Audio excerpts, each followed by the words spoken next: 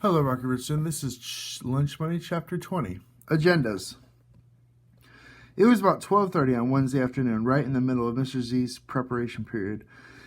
He was writing short equations on the board, one for every student in this next class. Mrs. Davenport appeared in the doorway of room 27 and said, "If you have a minute, I'd like you to explain something for me." Mr. Z knew that voice. He turned around and saw the principal waving a sheet of blue paper.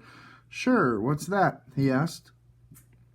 She took a few steps in his classroom. "It's the agenda for tomorrow night's school committee meeting, and there's an item under the new business. Students and faculty advisor to propose a new comic book club at Ashford Intermediate School." "Oh," said Mr. Z, "that. I haven't heard anything yet. I was hoping that the school committee wouldn't even consider the request, but it looks like they did." The math teacher felt like his hands were beginning to sweat. Mrs. Davenport said, "Let me guess. The students are Greg Keaton and Maura Shaw. And the facility advisor is you, right?" Mr. Z nodded. "And I had planned to talk to you as soon as I found out that the committee was going to accept the presentation, because I didn't want to cause a stir. No, excuse me, not that it wasn't necessary." Miss Davenport smiled at the choice of words. She waved the blue sheet again and said, "And now it's necessary? So talk to me." "Well," said Mr. Z, "you know, these two kids, both of them are smart, and they figured out that the school committee who sets the policy about selling things in the school, it was right there in the announcement. And they think their little comics that are good as some of the books that the kids buy here at the school from the book clubs every month. So they wanted to make their case, and I sort of told them I'd help. That's all." Mrs. Davenport is still smiling faintly.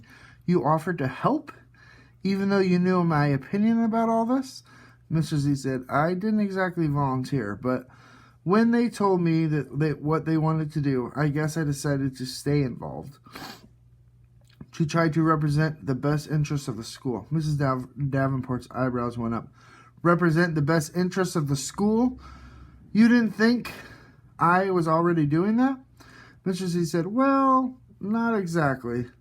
The principal's eyebrows went up a notch higher. Mr. Z had been dreading this moment, but he knew what he had to say. He gulped and went on, "I don't think there's anything wrong with comic books, and these are good ones at that. And the ones that these kids are making aren't bad. They're definitely creative. And maybe other kids should get a chance to read them." Mrs. Davenport nodded. "I didn't know that you've become a reading expert." There was a long, awkward pause. Mr. Z practically held his breath, afraid to guess what was coming.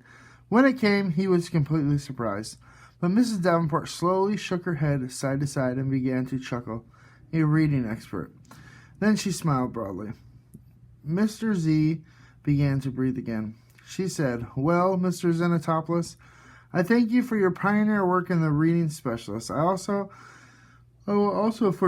also keep watching over our young tycoons, and I'll be there tomorrow night to hear the presentation. And who knows, I might just have an agenda of my own to represent the best interests of our school." And then she turned and left, chuckling all the way back to her office.